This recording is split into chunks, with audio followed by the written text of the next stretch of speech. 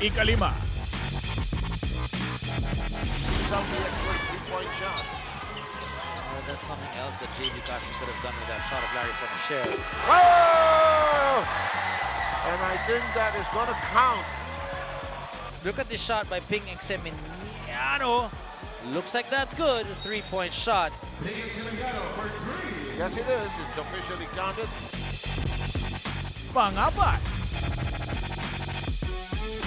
Statistics si Pong Tucanes. There's a shot at the buzzer. Oh! In excelsis Rios, it is. He knocks that down from half court. Let's check it now. Oo, pero matindi.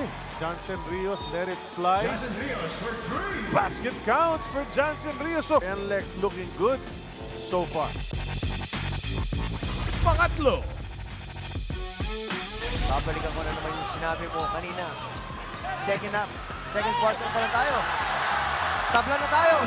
Sabi mo, nakakaamoy ka ng overtime. Ng overtime. Ito lang napapansin ko Alex Malyari is capable of finishing those layups. Ikalawa.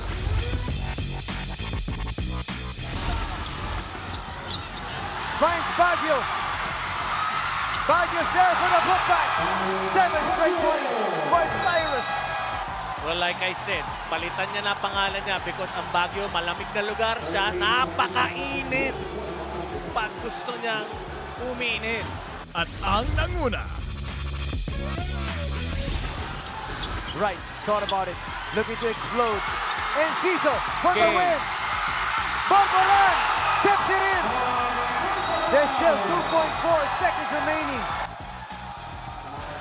Oh, great effort there. Nobody boxing Borboran out, allowing him to tip the ball back in. Borbolan has been so active here today. This could be one of the greatest comebacks we have seen